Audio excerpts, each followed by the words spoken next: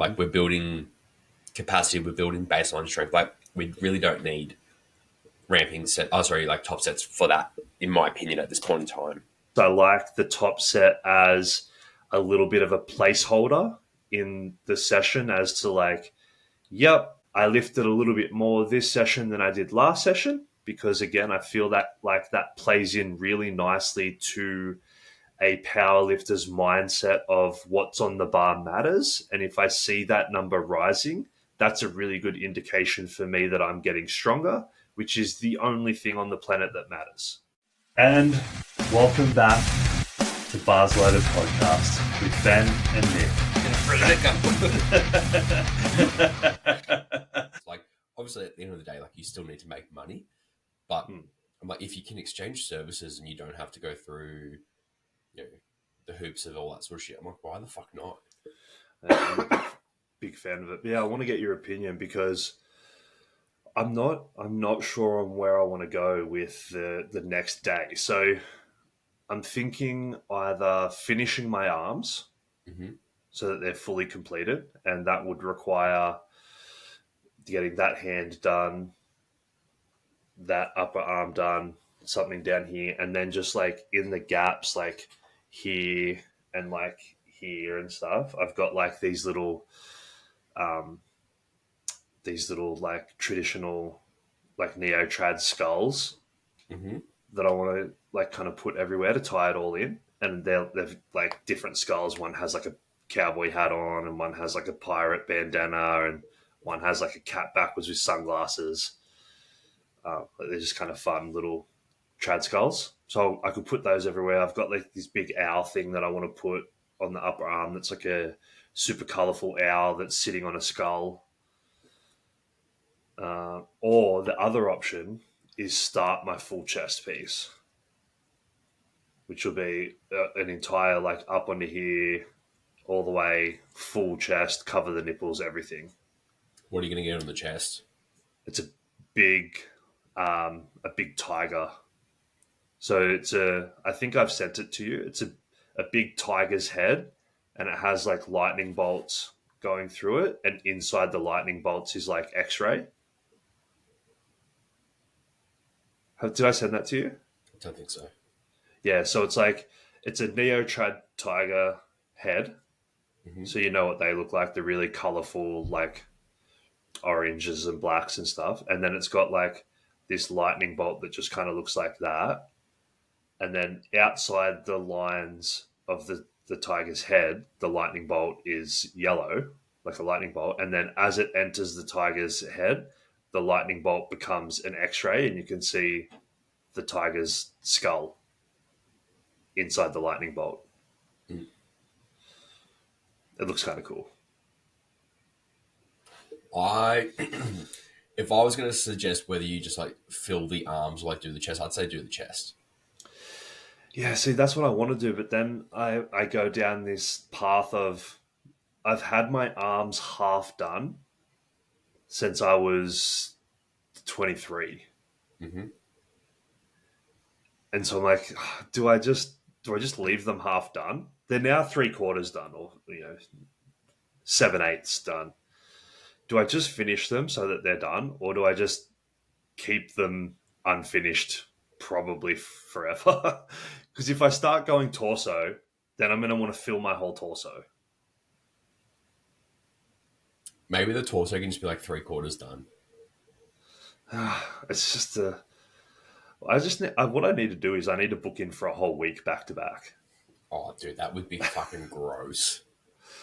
I've done 3 days back to back before, and that was really unpleasant. I couldn't think of anything fucking worse.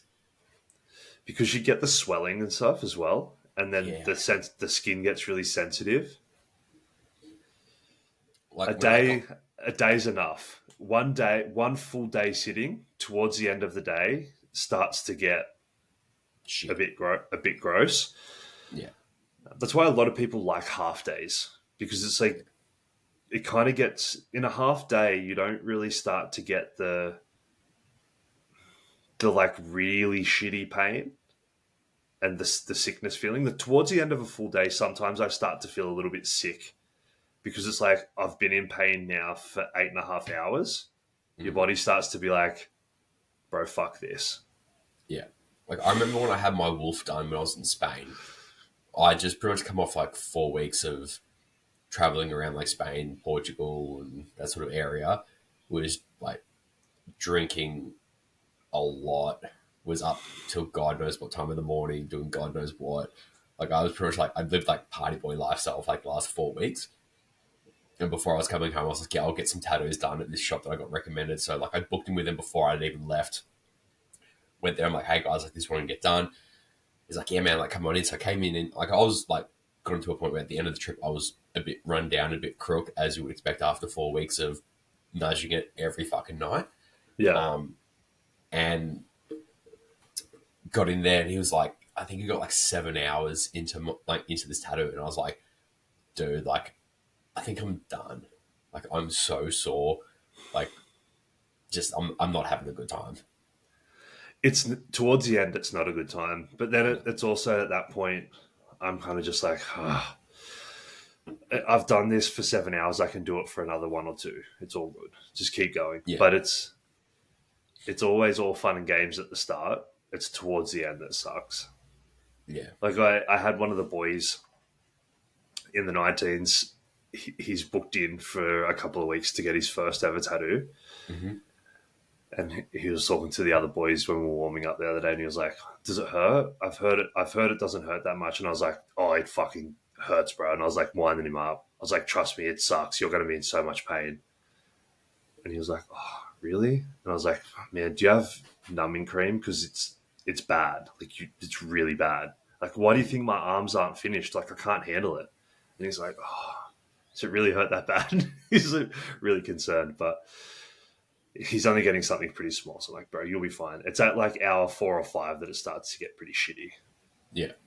If anything under that, it's just kind of a little bit of discomfort. See, my first tattoo was on my ribs. Well, everything after that should be pretty sweet. Yeah. Like, I remember when I went in to get my first one done, he looks at me, he's like, "Are you sure you want it on your ribs?" I'm like, "Yeah." And he goes, "Are you sure?" And like, this guy was like covered from head to toe, and he goes, "I'll tell you now." He's like, "The 3 most painful areas I've ever had done is the bottom of my feet, my palms, and my ribs." Mm-hmm. I'm like, "Oh, good." So I'm like, "Anything after this will be fine then, yeah?" And he's like, "Well, I suppose, but it's still That tracks. I mean, that tracks that they would be the most painful areas when you think about the sensory things that we have in our peripheries. It's like that's the one of some of the most dense areas in our body for that stuff. So it's like it would track that. It makes sense. Yeah. I mean, that's where we interact with the world the most with our hands and feet. So it kind of makes sense that from a evolutionary standpoint, it would make sense that they're the most sensitive parts of our body. I was having this conversation late last week, actually, when I was talking about sprinting. And when you look at world-class track athletes, more so than field athletes that sprint, but like track athletes that don't have to worry about catching and anything like that, it's just purely running. Their hands actually mimic what they want their feet to do during the running motion. So as they're kind of running, they'll come up like this, and then they'll like scoop their hand back like that as they run, because that's what they want their feet to do, is push down and through off the ground. So if you watch when they're running, they'll be up like this, and then they'll be down, and they'll be like that at the back, and they'll kind of come through like this, and that's mimicking their feet, which is super interesting. I never really noticed it before. It's like when you're watching 100, you're just like, oh, dude, these guys are so fast. But when you break it down and you watch it in slow motion and you kind of break down every movement, you're like, oh, that's that. This is why they're doing that. They're moving that because it's connected to the foot, and not connected, but you know what I mean. Yeah, Very interesting. Yeah, maybe I will do the chest. I reckon that's my M thing. wants me to do the chest. Well, you've got your actual wife, and then you've got like your work husband saying to get your chest done. So the decision has been made for you. Yeah, I don't really think I can go any other option now. No. Here's the other thing too. If I get my chest done, I'll probably get my shirt off more because I want Give the people to people see what it. they want. Yeah, it's funny. The guy I was having this discussion with the guy who's going to be tattooing me, and I said the same thing to him. I was like, I don't know if I want to finish my arms or do the chest. And he was like, what would you do on the chest? And I showed him the photo. This was at the last comp I was at in the warm up room, and I showed him the photo of the tattoo that I want on my chest, and he was like, "Oh, bro, that's sick. Let's do that on your chest. Like, I would love to do that on your chest." And then I was like, "All right, cool. Like, we can do that." Or he's like, "Oh, you could even do it on your stomach if you wanted." And I was like, "Oh, I do want to get my stomach done, but I want to have like abs before I do it." And then he was like, "You don't need abs." And he lifted his shirt up and showed me his stomach. And he's got like this big ass fucking bear on his stomach. But his stomach's significantly smaller than it was, but it's like a big stomach. And then just as he lifted his shirt up, Em and I were like looking at it laughing. And the photographer took a photo of it in the warm up room. I said it to him. I was like, "You got to buy this, man. This is such a sick photo." It's just him with his shirt up and we're just like laughing at his stomach. Someone will post that and be like, "They fat shame at powerlifting competitions, a bad sport." It was perfect timing. Yeah. Shout out Unbound Media. Great timing on the photo. Nice. How's your week been, man? You sound a bit crook. Yeah. So obviously, like, Megan's been crook for like 2 weeks now. So I don't know if it's something that I potentially like picked up off her, or if it was something I got off some of the guys at basketball on the weekend, because there was a few guys that were like sniffling and coughing and all that sort of shit. But I sound worse than I feel. Mm-hmm. So like I don't feel sick. That's, I guess, like the good thing. It's just I've got like the fucking sinus pressure that's just giving me the shits. And then just like a little bit of an annoying cough, which has been around for fucking like a month now. Yeah. Yeah, stuff kind of tends to stick around a little bit sometimes, huh? Yeah, but I mean, like, grand scheme of things, like, nowhere near as bad as it was when I got crook a couple of weeks back. Like, I haven't had to take any time off work. It's just been a matter of like, get it done, sort of like put up with it. Have you been training? Yeah. How's that been going? Pretty good. So, as you would have seen last week, I had a bit of a fuck around and find out session with the trap bar. I loved that session. Me too, dude. Like, as I said to you, like, technically it's the first time I've picked up anything over 300 kilos. How'd that feel? Honestly, like, wasn't that hard. Like, I jumped from 283 to 303.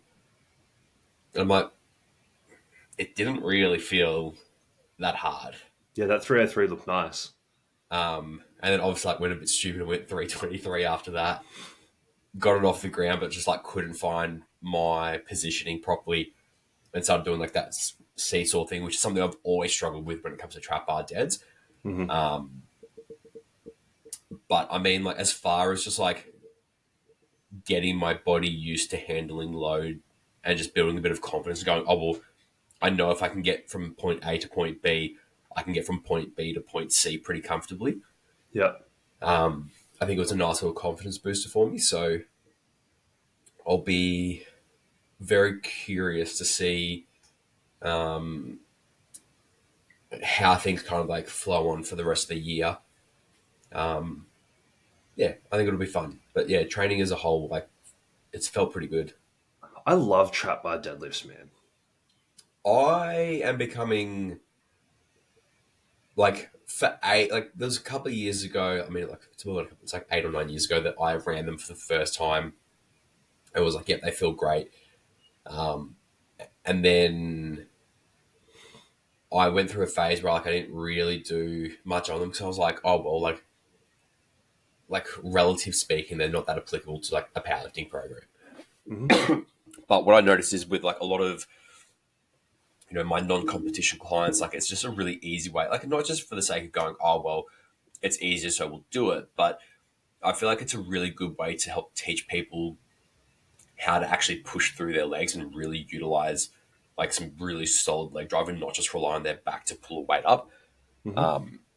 So like I've got like one guy in particular at the moment, like we've been working together for 9-10 weeks, somewhere around about there. Came to me with like knee and back pain, that sort of thing. Was deadlifting like 120. Yeah. And he'll deadlift 200 plus this week. And he's like, yeah, dude, like my knees and my back don't hurt anymore. Mm-hmm. Sick. Like, as far as like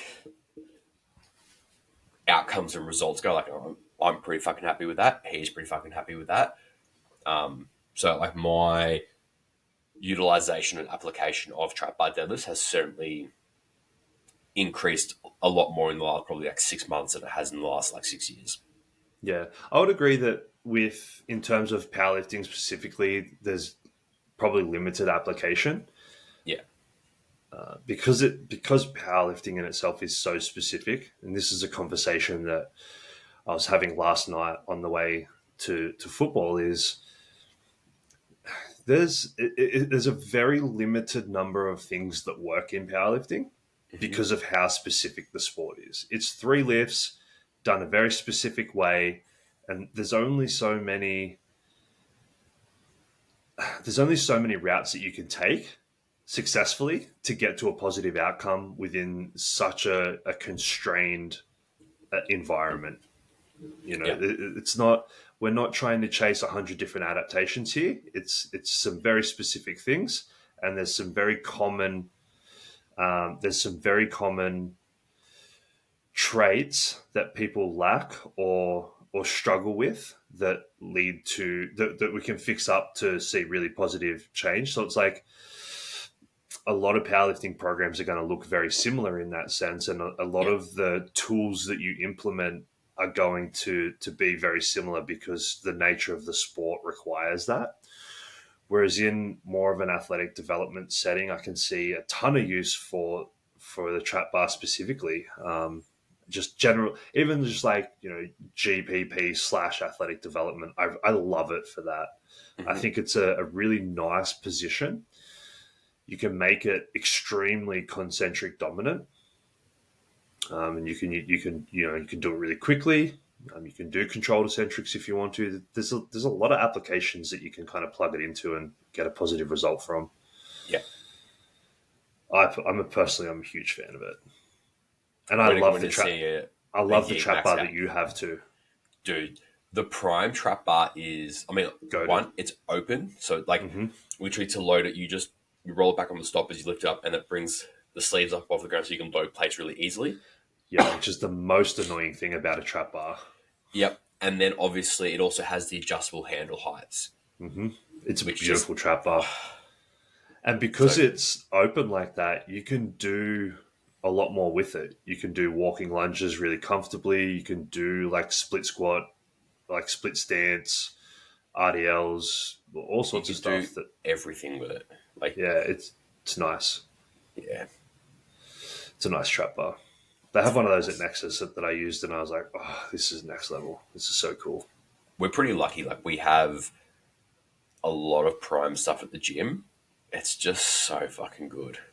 Yeah. Yeah, they make really nice equipment. Their low row, their chest-supported low row machine, I am such a big fan of that. Yeah, same. That could be one of my favorite machines. Mm-hmm. Actually, that probably is my favorite upper body machine. Yeah. I really like that one. Oh, I like their standing lateral raise too. Their seated lateral raise is fucking sick. I haven't used a seated one. It's really nice. It's really but yes, nice. That was I was definitely egging you on to go full send on that session. Well, I mean, to be fair, I did message you and I'm like, how stupid should I go? No context. And you're like, well, obviously you're going to go really fucking dumb. And I was like, all right, cool. Decision has been made. Do you want to know the context now? And you're like, absolutely. Sent you the photo. I'm like, yeah, there's 303 kilos on there. And you're like, good. Yeah, send it. It's a good outcome. But I mean, welcome like, to the 300 kilo club, mate. I don't really think I deserve that that welcome quite yet until I do it properly. Like, I feel like you've got half a foot in the door. You're like peeking in. At least you know what's in the room now. yeah. But like, with how high the handles were, it's on a trap bar. I'm like, that's like doing a 300 kilo rack pull and being like, oh, I can do this 300 kilos. It's like, no, you can't. People do that all the time. Yeah, but they're also we make fun of them. I know. That's why I'm not accepting my invitation. They do it. But we make fun of them, but they still do it. When I pull it off the ground on a barbell and stand up with it, then you can welcome me in. But until then, I'm gracefully going to decline. Okay. All right. First time anyone's declined my invitation, but that's okay. I feel like I have enough self-respect to not claim that invitation off a parody lift. Man, speaking about invitations, I was talking to one of the boys last night about training. He's like, "Oh, I heard you train a bit." I was like, "Yeah, I train a bit." And then he was like, "I love training." Mm. And then we just kind of started talking about training. And he was like, "Yeah, I really like squatting." I was like, "Cool. Like he's big boy. He's one of the front rowers. Shout out Butts. He's such a sick player." Yeah. And he's like, "Yeah, I squat 260." It's like, "Well, it's a good squat." And he's like, "Yeah, for 3." And I was like, "Dude, that's a really nice squat." And he's like, "Yeah, just I don't use like sleeves or wraps or anything like that. Like I just kind of go to the gym and just like train." But I really like squatting, but I'm not that good at it. And I'm like, that's a pretty good squat, dude. Yeah. He's like, "Oh, my deadlift is better. I deadlift like 300, and my bench is probably a little bit better too because I bench 170." And I was like, "Do you want to compete in powerlifting?" He's like, "Oh, I think I will when I finish playing footy, just so that I can keep doing something." And I was like, "Okay, here's my card. Give me a call." Yeah, nice. Yeah. He's like, we should do some sessions together." I'm like, "Oh, fuck. I'm not that strong anymore." But you'll also be like, "Yeah, man, you actually don't play footy anymore." Yeah. Nah, he's a really good footy player. Yeah. Apparently he's a good lifter too, so Mm. I just think it's crazy when there's those people out there that have so much potential. Like that's strong, man. And to never have actually trained specifically for that, just go to the gym and just kind of and just lift weights, and then how many people do we know that would kill to deadlift 300 kilos and train one right here specifically for that reason, and still haven't done it. Yeah. And there's people out there that are just so naturally gifted that they don't train for that specific reason, and then they just do it. They're the people that we want to kneecap. I was going to go a different route and say they're the people that we want to push into the sport and lift up, but kneecap could be an option. Nah.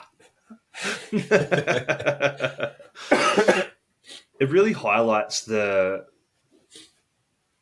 genetic potential of people as well, I think.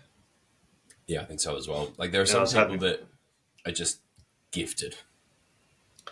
Yeah, I was having this conversation with my clients the other day, and he was like, "Oh, why?" He sent me some stuff, and he was like, "Why can't I do this?" I was like, "I don't know, man. Like, how long's a piece of string? Like, you don't know anything about this person. You've just seen this person on Instagram, and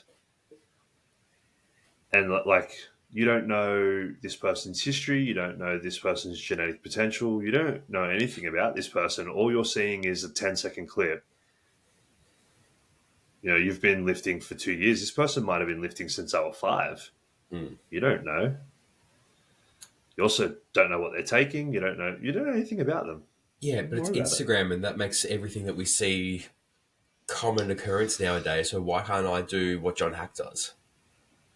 Yeah, well, John Hack's just a freak. I don't think anyone can do what John Hack does. Give me 12 months and all of the steroids.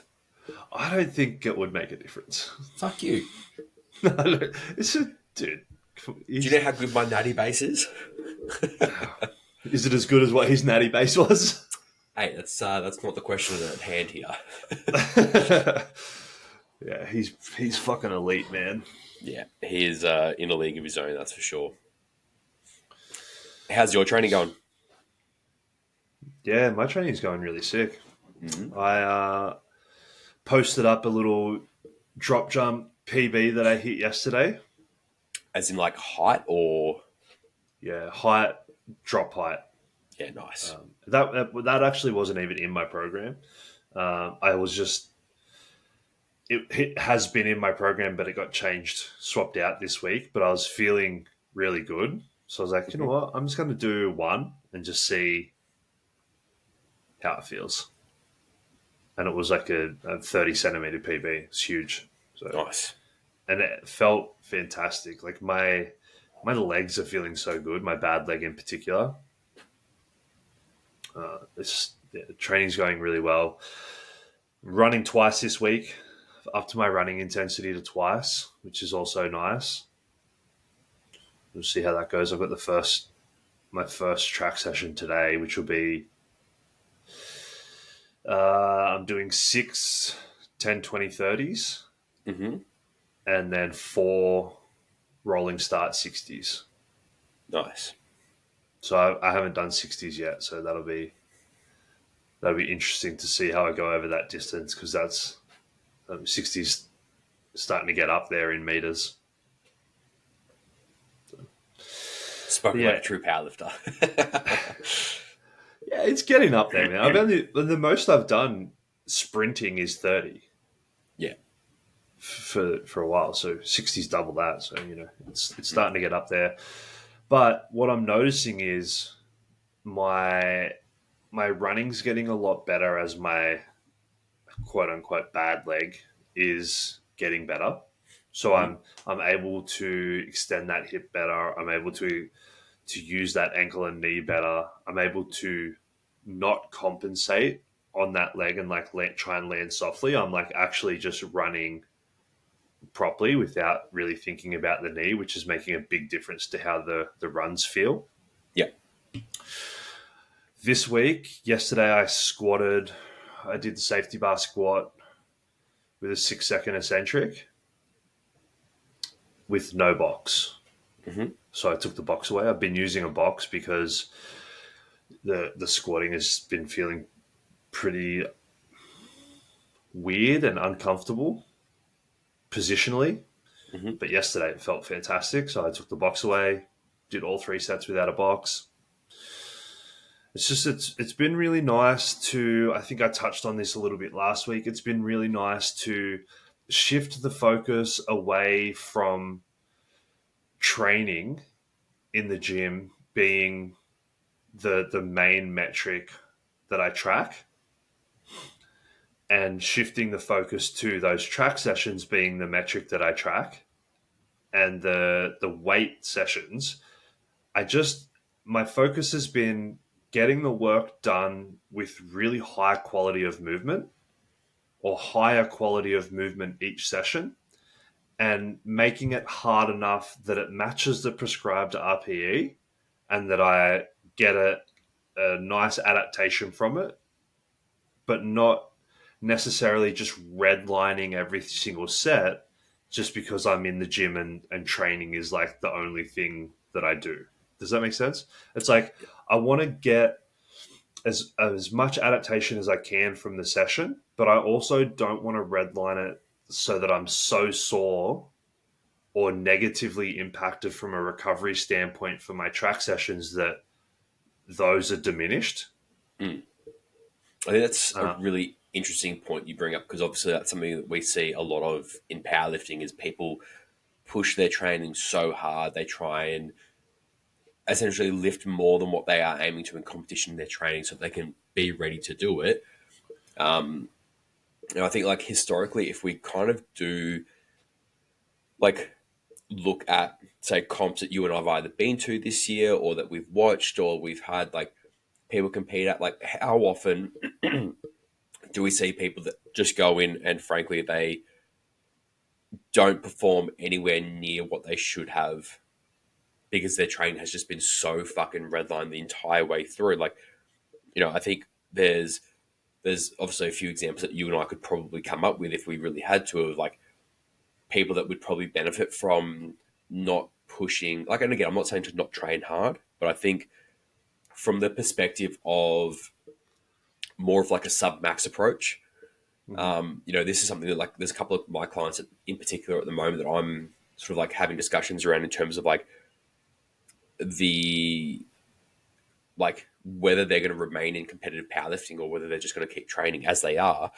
But one thing that they're all sort of like saying is they're like, I don't have to beat myself into the ground every session. It's like realistically, if you're powerlifting, you probably shouldn't be. Mm-hmm. Like if we think of how we can facilitate adaptation within the system, very rarely does it involve, oh, well, we're going to do more than what you can, actually do or recover from. And that's going to be yielding positive outcomes. It's a matter of the right amount of dosage for the objective outcome that we're after. Yeah, one of the things that I've noticed, which you touched on really nicely there, was not redlining yourself or beating yourself into the ground and coming out of that session just feeling like absolute arse, which that's been such a stark contrast for me. Is I leave the gym feeling better than when I went in. Mm.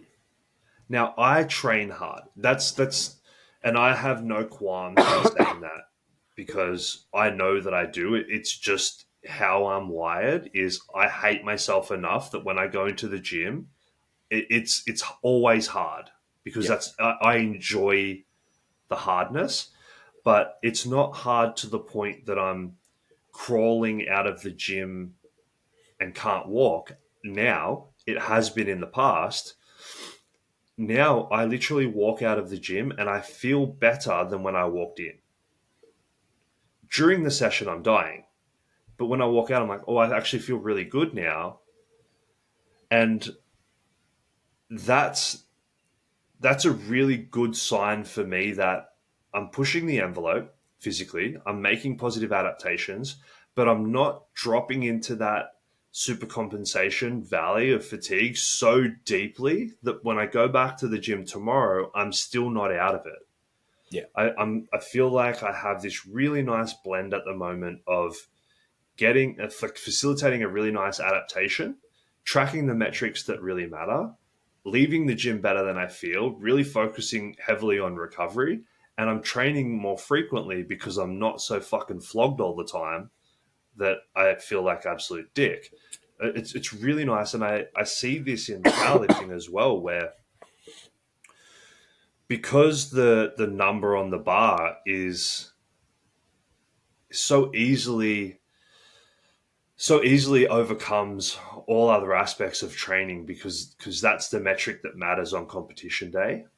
It's that then filters back into training, and it's like, well, if I want to hit X at competition, that means I have to hit that X here, and that means I have to hit X here, and then every day that I'm not hitting that number is a wasted training session, when in reality, if we take, like you mentioned, a little bit more of a sub-maximal approach, hit the quality of movement that we're looking for, get the adaptation that we're looking for, hit our back off sets, do our accessories that are building the capacity in the positions that we need to hit those top sets the following week, and then we just move forward slowly through the process. if you do that correctly, the numbers should be there on comp day. And when I say the numbers, it's the numbers that you're capable of, not necessarily the numbers that you want. And I think that's another trap that a lot of people fall into. It's like, well, I want to squat 310. And it's like, cool, well, I want to squat 400. But like, are you ready to squat 310 yet? Because I'm not ready to squat 400 yet. So no matter how much I say I'm going to squat 400 at this comp, if it's not there, it's not there. And just trying to like squat more in training doesn't necessarily mean that next week at the comp, you're going to squat more at the comp. I've got a quick question for you, and I think this will be like a good little rabbit hole for you to go down. In terms of, like, there's a few things you said there that I kind of want to like touch on. Obviously, you were talking about, you know, the difference between what you want and what's there. Obviously, there's often a difference there. How do you manage the gap between those two figures without, and this is sort of like tying into something you said a couple of minutes ago, like, you know, without dropping into that valley of like super compensation fatigue? Like, how do you balance, like, especially with like online clients, Mm-hmm. if let's say you go, hey, you've got a single RPE 8, Mm-hmm. how do you manage a client actually sticking to a prescribed RPE rather than overshooting the fuck out of it? I generally don't prescribe RPEs for that reason. Yep. I'm not an RPE based coach, I guess you could say. For top sets and things like that, I'll work very much more off a percentage of a training max, for example, and then either a percentage of a training max or a prescribed load or a prescribed load range. And then I'll use like an RPE or an RAR on accessories. But I generally work off, for most of my clients, a percentage and or a weight or a weight range, because what I find is it can be hard to manage that when if someone's dead set like, I want to squat this or I want to deadlift this, because RPE is so, it's just a perception. It's literally in the title. It's a perceived rate of exertion. And if someone gets so caught up in the fact that I want to deadlift 300 kilos, and then if that means if I can do this 270, but it's an RPE 8, that means I should be able to deadlift 300. And when you do the 270 and it's an RPE 9.5, it can be really easy to be like, oh, that was actually an 8, but I just lost my position a little bit, which means it wasn't an 8. But it can be easy to do that because then when you plug it into the RPE 1RM calculator, it tells you that your 1RM is 303. And that makes you really happy because you get that dopamine hit. You get really excited. You're like, oh, wow, I should be able to deadlift 300 in a few weeks when it's comp day. And then next week you do your next lift and it's an RPE 8. But because you did 270 last week, this week you do 275 and it's an RPE fucking 9.8. And you just start running yourself into the ground because you're lying to yourself about what the RPE of that lift is. Why do you think people are going to lie to themselves about what the RPE is, other than the fact that they've got a number that they want to chase? Well, I think it can be hard for people that are so in the trenches on, this is what I need to do to hit this number, and this number's what I need to do to place a certain position or to be better than my last comp is another one as well. It's like, if those numbers are all that you're tracking, and you obviously every time you compete, you want to get better in a linear fashion, and there's only 3 lifts to track, it's like, okay, well, I need to get better, so I need to do more. When in reality, I look at it more from a total perspective than an individual lift perspective. If you're a competitive powerlifter, your goal is to increase your total as much as possible over time. And so maybe that 300 kilo deadlift just isn't there this time, but maybe you match what you did last time, or maybe you even do 5 kilos less than what you did last time for whatever reason, but you add 10 kilos to your squat and you add 5 kilos to your bench and your total is 10 kilos more. That's a huge win. And I think taking that a little bit more of a total perspective on things is going to upset the specialist lifters, but it's also going to be a much more sustainable long-term approach to making progressions along across the board. But I think in terms of rating the RPE, that comes with your ability to do that comes with practice, and it comes with training maturity as well. Mm-hmm. And I think it takes time to develop. So I think a really good training tool that I use with people is I will generally give them a percentage or a weight range, and then I will say, but I want it to be an RPE 8 cap, and then there will be education around that on the back end based on the video that they send me. I can say this looked much more like a 7. You could have gone to the higher end of that range, or this looks much more like a 9. You probably should have stuck to the lower end of the range. Yeah. And then over time, they build that RPE literacy and that ability to self-regulate a little bit more. But that does take that doesn't take 2 weeks. No.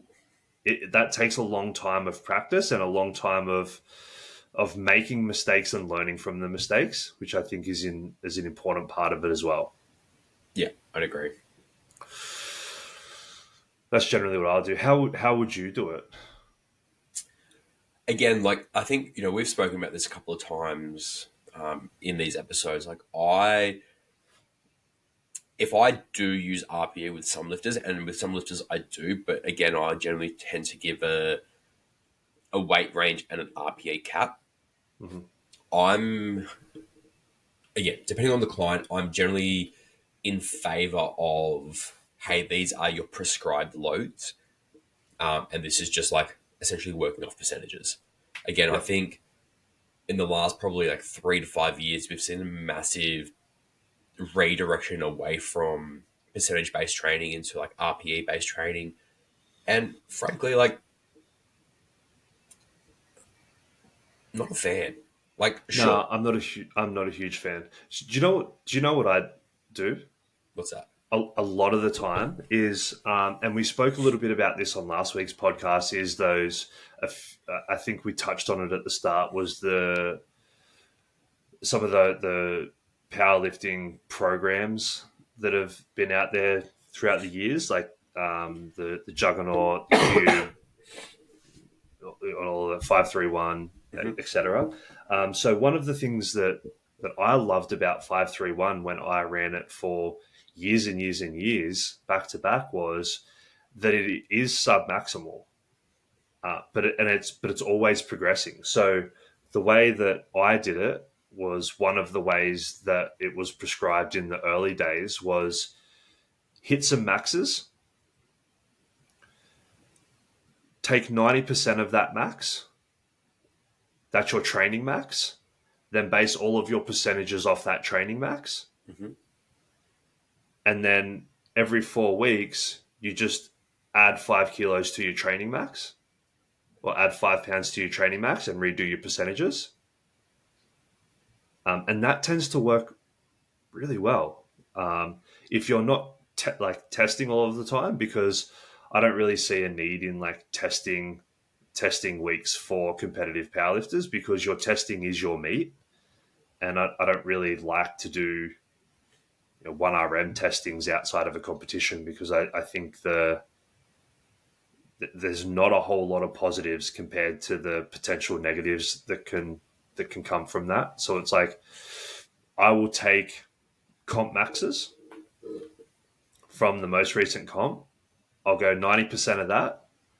Then I'll base my percentages that I want these lifters to hit for their top sets and their back down sets off of 90% of that comp max.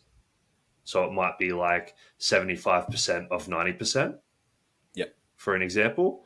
And then each training block, we just add 2.5 kilos or add 5 kilos to the training max and rework the 90% and then rework the percentages off that. So what that's doing is we're progressively working off a increasing training max throughout the 6 month period where we don't have an updated comp max. But what we're doing is each week where the max, the percentages are going up a little bit, or if we're working undulating, like some weeks are high weeks, some weeks are low weeks, some weeks are high months, some months are low months. But over the grand scheme of a block or a larger block of training, we've got this progression model in place where we're never redlining. We're never like near a true 100% max, but we're getting in good quality work around that 75 to 90% mark a lot of the time.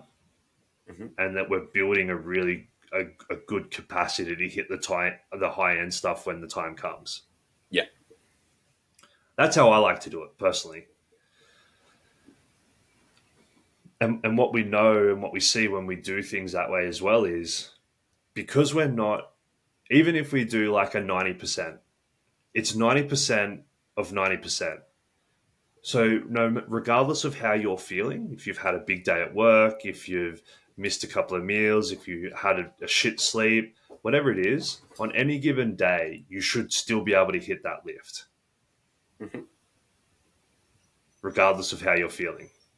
Is a really good general rule of thumb for me as well. If you're missing lifts in training, I think we probably need to take a look at the programming and ask ourselves why we're missing so many lifts in training. Yeah. I like it. That's what I generally do. And I mean, it's obviously a very surface level answer, but I think we could go deeper on it, but I think you kind of get the idea of the method I like to use there. Yeah. And it might be slightly different from lifter to lifter, obviously, but like as a general rule, that's what I'll like to do is I'll like to work things off a training max, which isn't necessarily the comp max, it's 90% of. Yeah. And like I said, what that does is it really puts us in a nice position to something that you've said a bunch of times that I've picked up on and I really like using is that term of facilitating adaptation, not trying to force it. Yeah. Because I think, well, I know from my observation, a trap that a lot of people fall into is they feel like it almost becomes this feeling of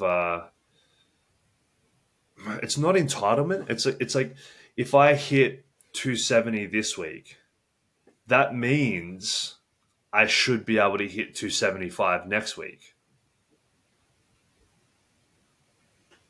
And then if 270 is like a 10 out of 10 hard, that doesn't necessarily just automatically give you the right to hit 275 next week. Nope. Because if that's the way that it happened, after 20 fucking 6 years of training, I'd be the strongest human on the planet. If I just added 5 kilos every week to my lift just because I did it last week, I would quite literally be the strongest human on the planet. Because it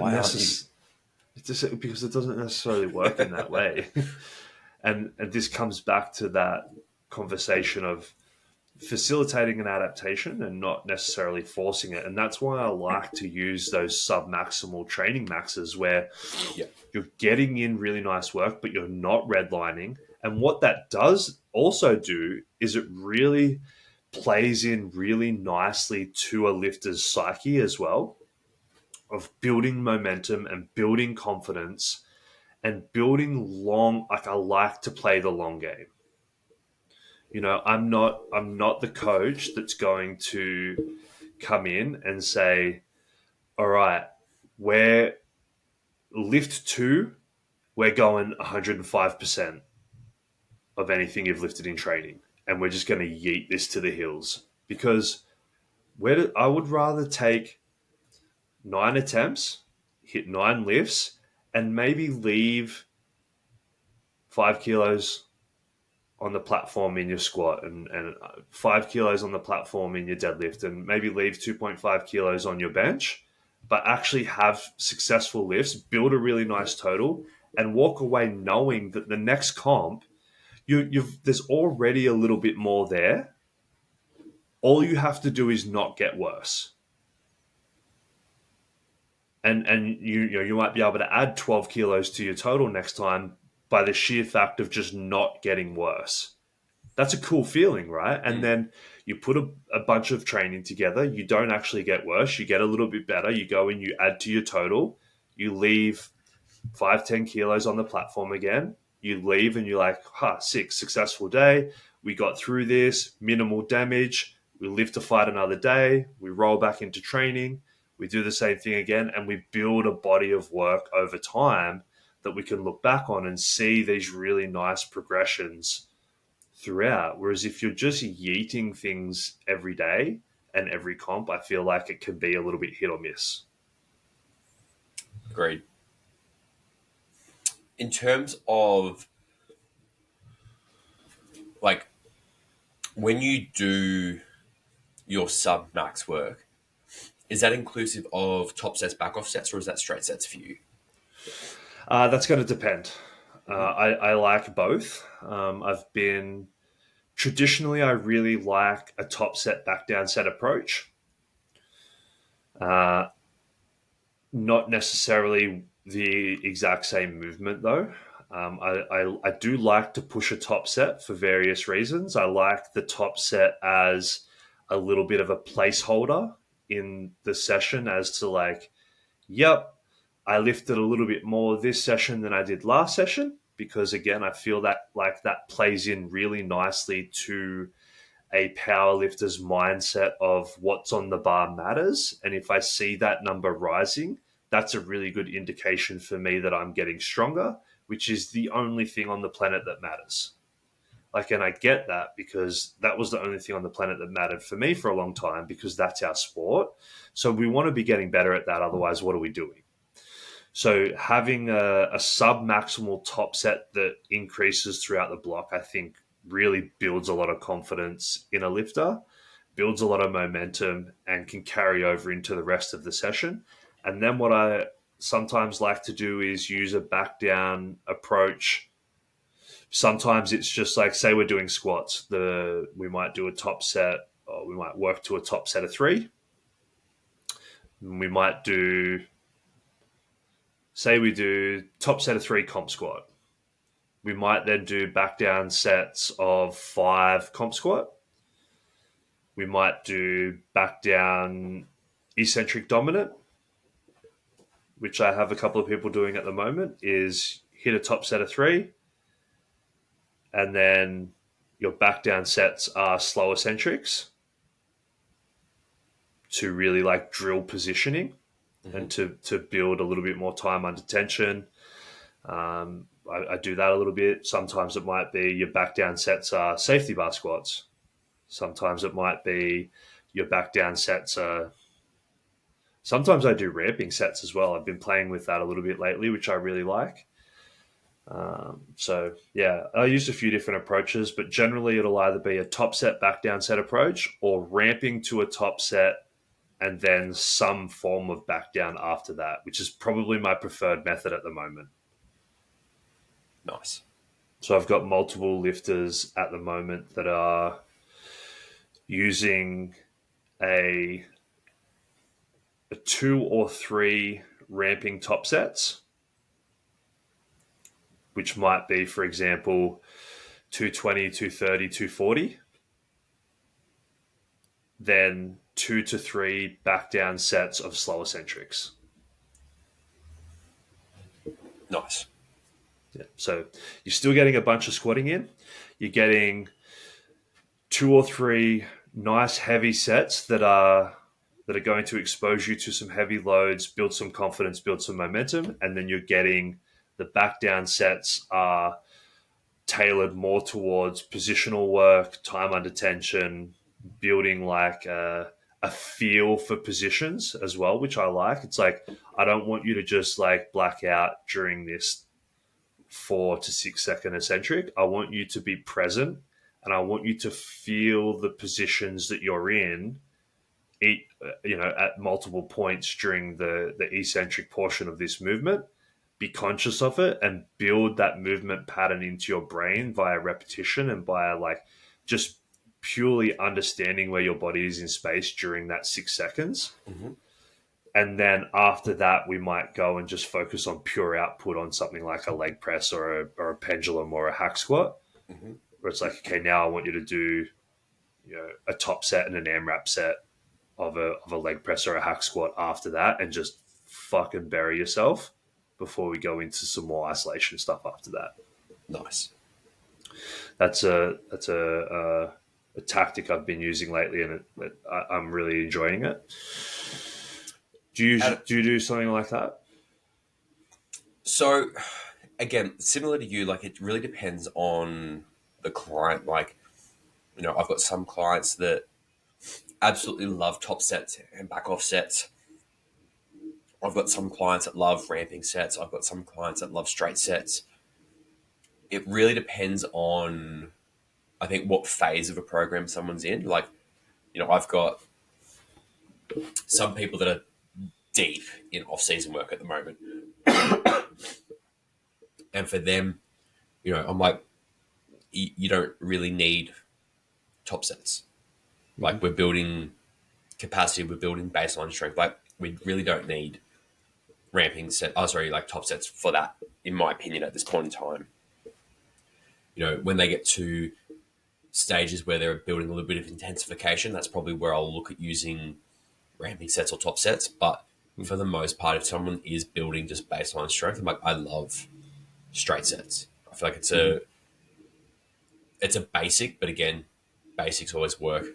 I've got, like, again, if let's say, for example, I've got someone who is in, say, the final 12 weeks of a prep, it's generally speaking top sets, some back offs, and then the accessory is like movements that help facilitate better understanding of the position for their top sets, or it's designed to sort of like build in the weak points where they've like potentially got some limitations. So, for example, if someone has a hard time hitting position, it might be like like kind of similar to you, it's like that eccentric focus squat with potentially a pause in that bottom position and being really aware of the segments of that position, getting used to being in that position, and then being able to express force out of there.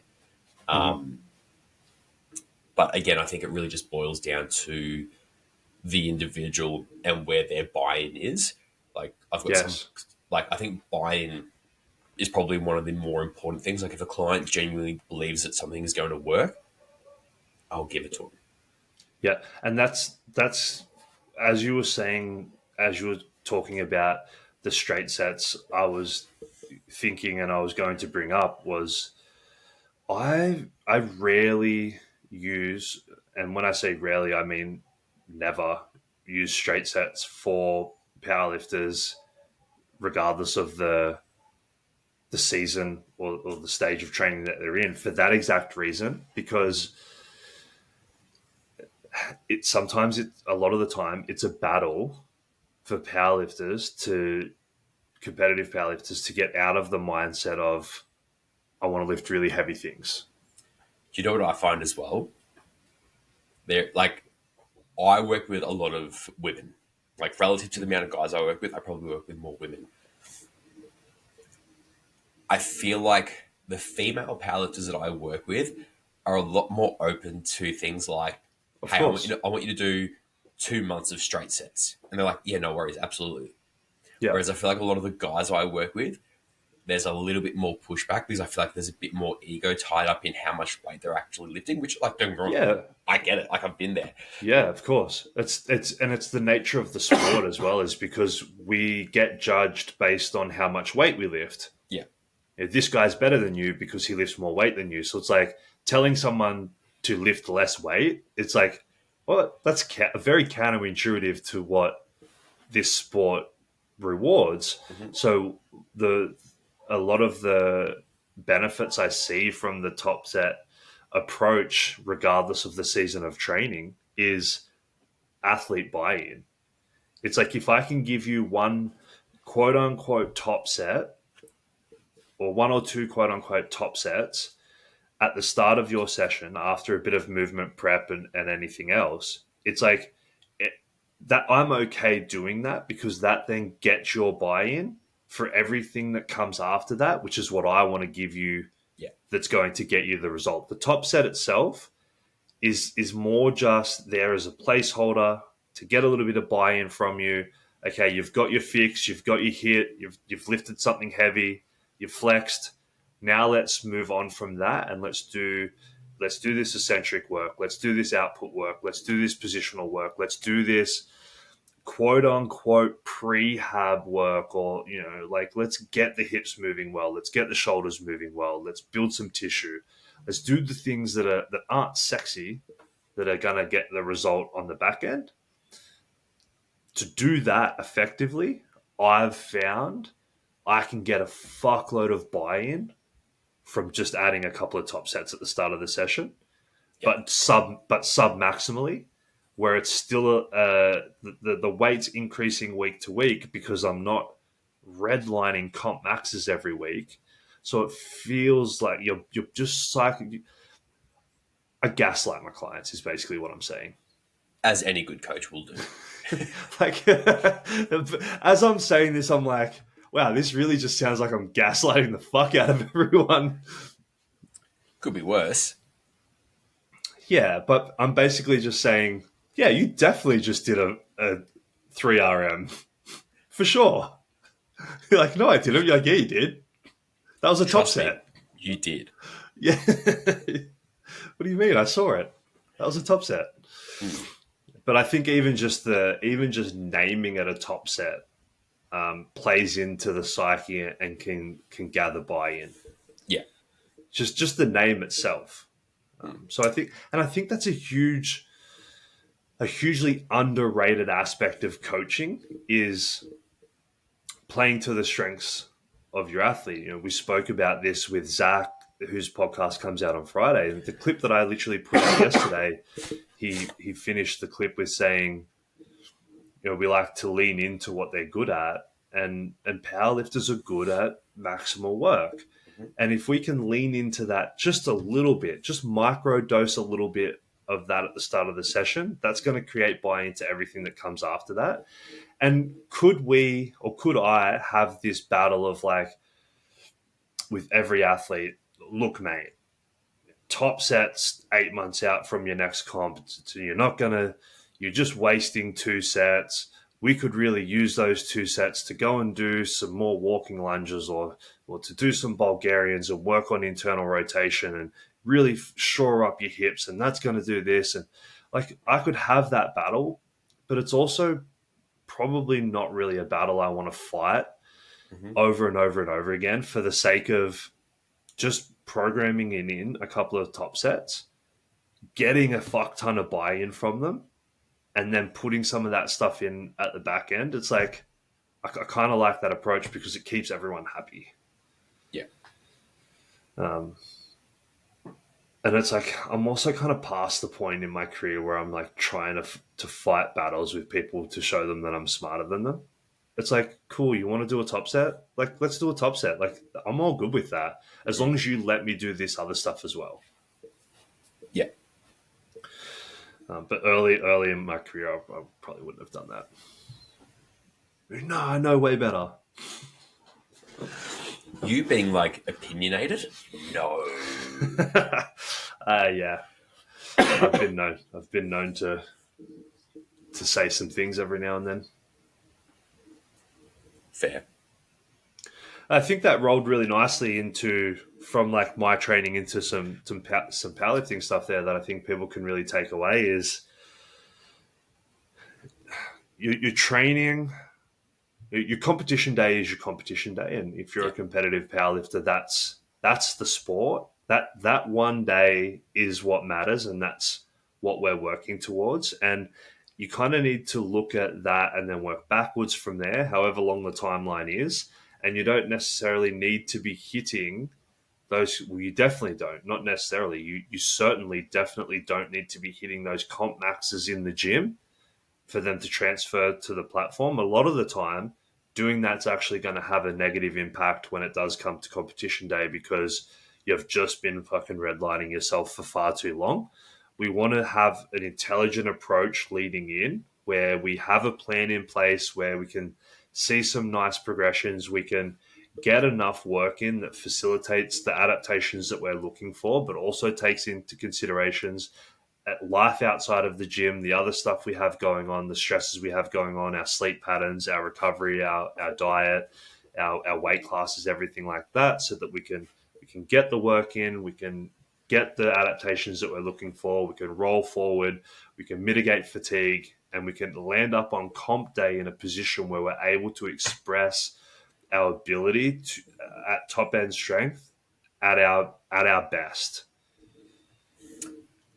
Because if we're not doing that, we're missing the mark. Yeah, agreed. If we're not doing that, we're doing it wrong. Because it doesn't matter what you do a week out or a week after. It doesn't matter what you come in and do in your like post-comp yeet session. It matters what you do on the platform. That's when everything outside of that doesn't matter. No. One thing I am curious about, obviously, the nature of your training has changed quite a bit recently. Has there been any of the focuses from your training now that you've really carried over into the training approaches for your powerlifting clients? And if so, what is it? A little bit. Like I said at the start, powerlifting is very specific in nature. So do I think that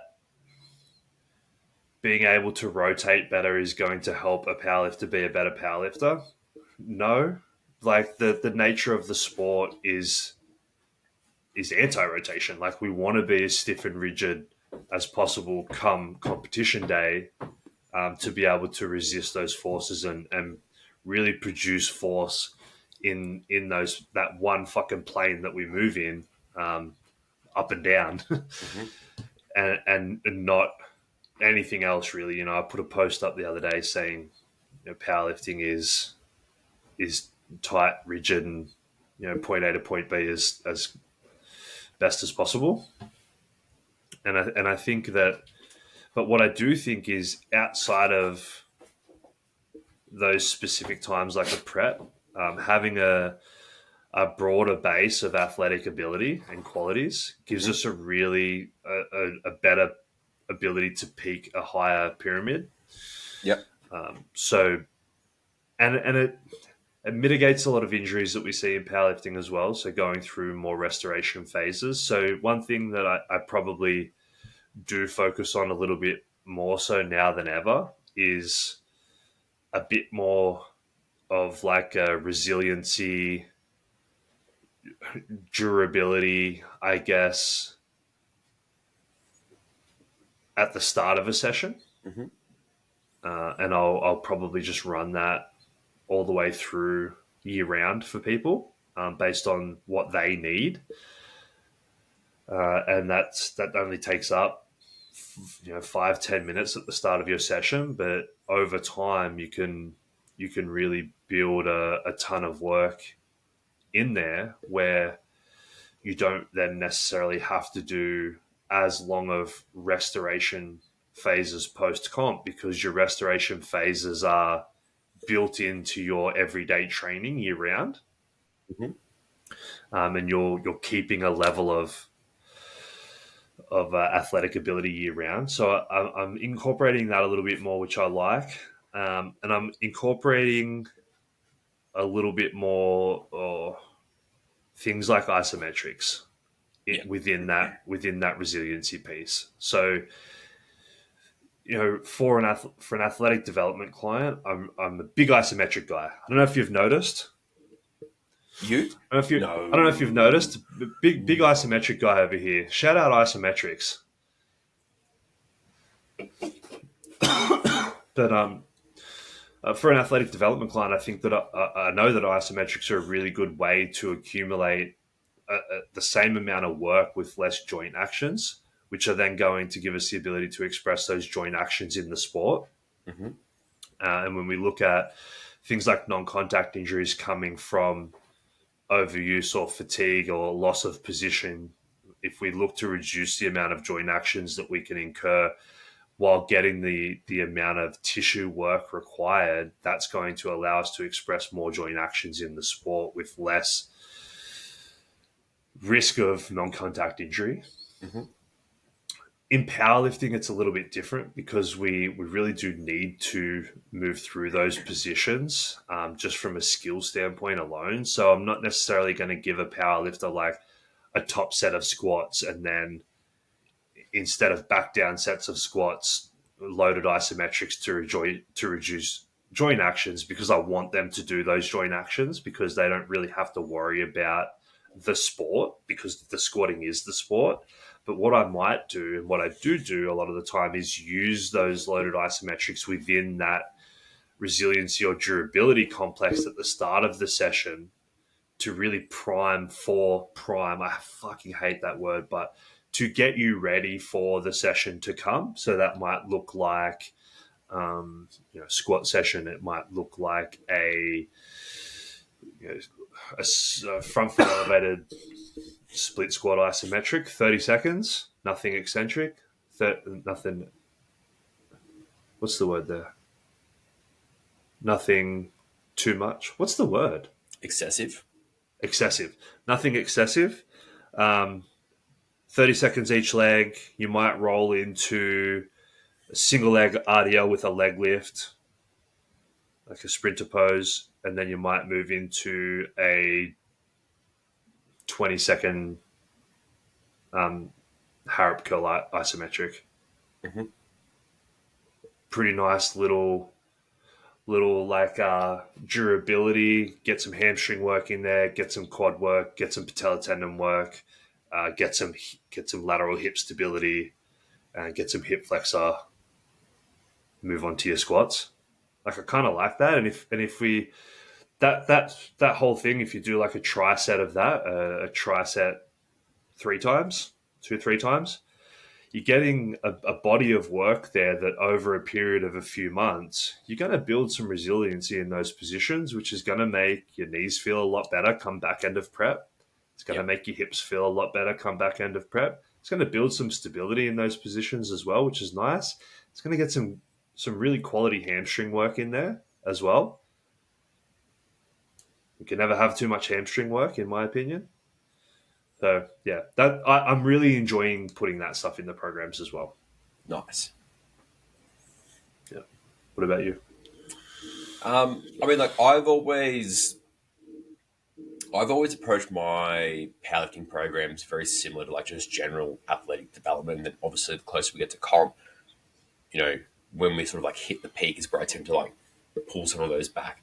But for the majority of a prep, like I always tend to have a lot of standard approaches in my programs. Like similar to you, I like using some restorative work as we go. Like I like integrated warm-up sets where it's like, cool, you do these exercises before every warm-up set. It's only really when you get to your working sets that you'll stop.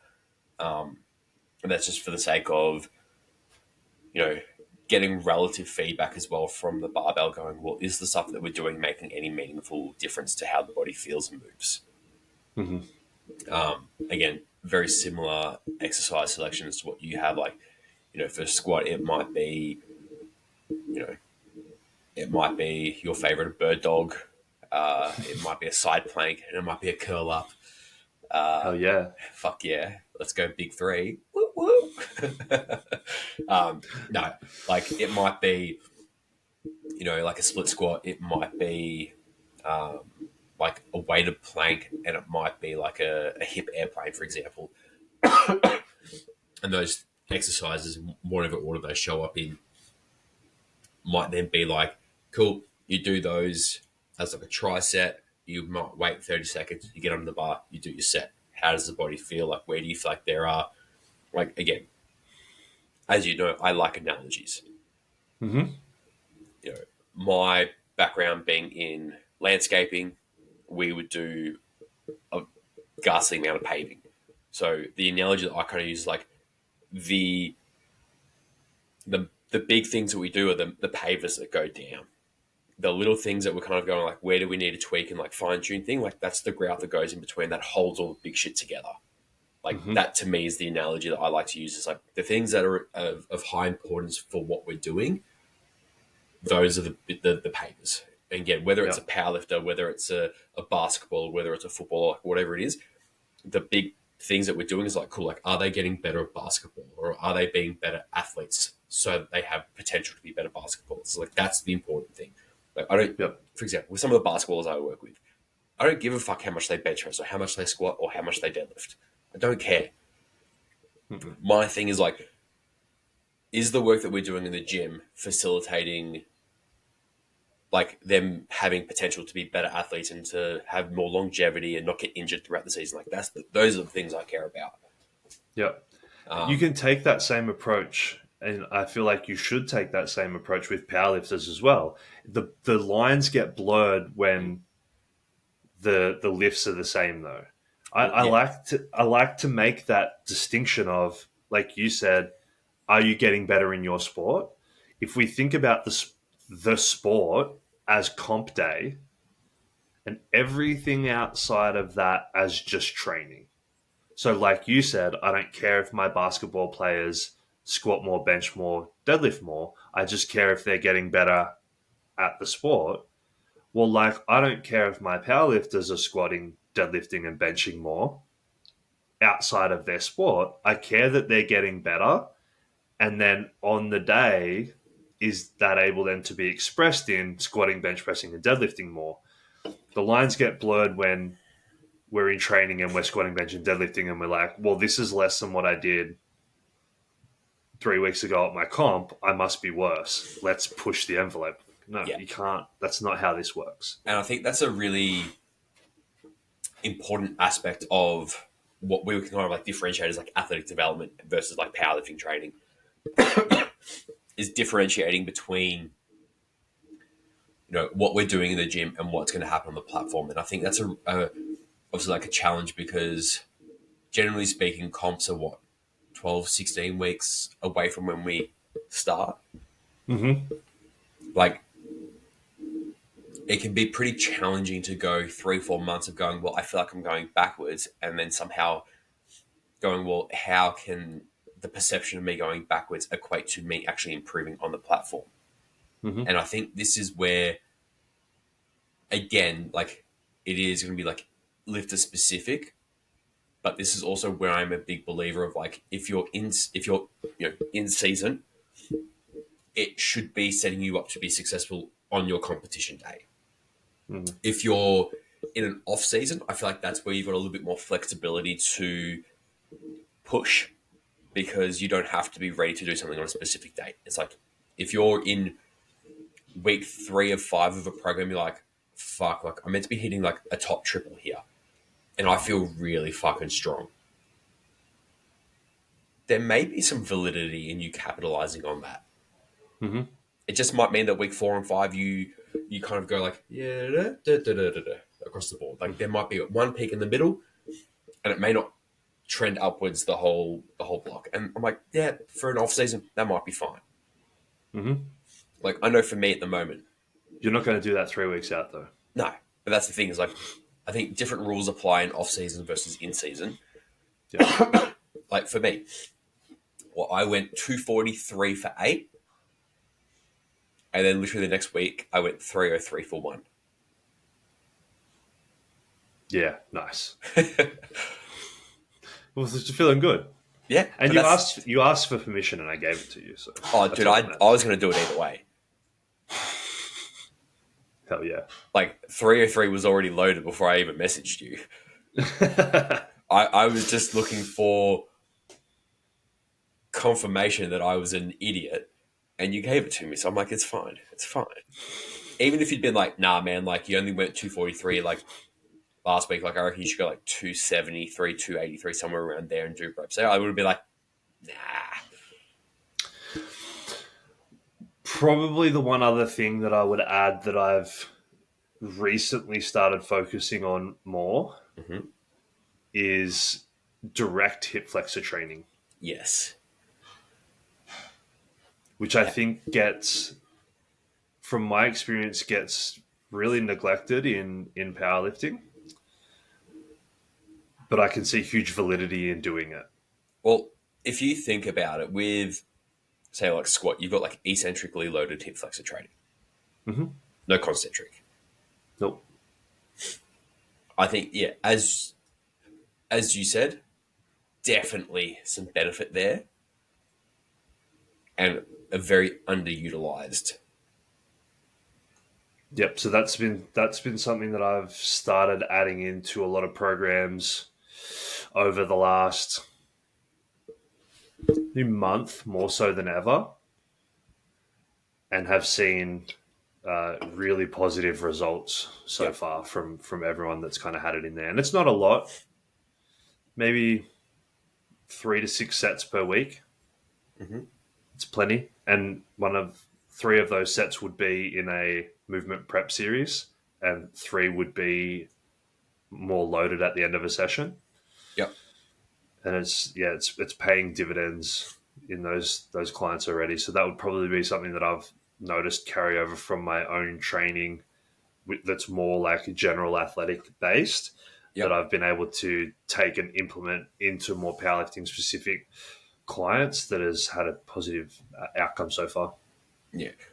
I would, like, if I had to kind of like pinpoint one exercise in particular that I've been implementing these in for a while, but it's something like GHD sit-ups. Yeah, I like it with the B stance for hip flexors specifically. It really targets it a lot more. Yeah. So I've added those into a few programs. I also, for the movement prep series, one that I like doing is a long lever, like a long lever Harrop ISO on the ground with a banded hip flexor. Yeah, nice. Like a banded knee bend. That's been really nice as well. Yeah. Hard. But hard. You just do 12 reps each leg, works out to be about 15, 20 seconds isometric on the isometric leg, 12 reps on the loaded leg, and then you swap it over. Gross.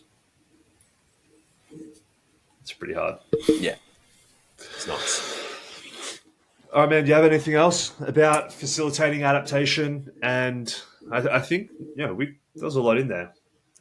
There was a lot in there. I think the only point that I would really sort of like to reiterate, just as a bit of a takeaway point for a lot of people, is when we are looking at achieving an outcome, part of the process of setting you up for that doesn't have to include doing the thing. It's doing enough of the minimum to facilitate it without overshooting it. It's the Goldilocks approach. Not too much, not too little. Yeah, I love that. It's a beautiful, beautiful way to end it. I think you just wrapped up everything that we spoke about in 5 words. It's a massive paraphrase. I love it. All right, brother. All right, man. Chat to you soon. Have a great week.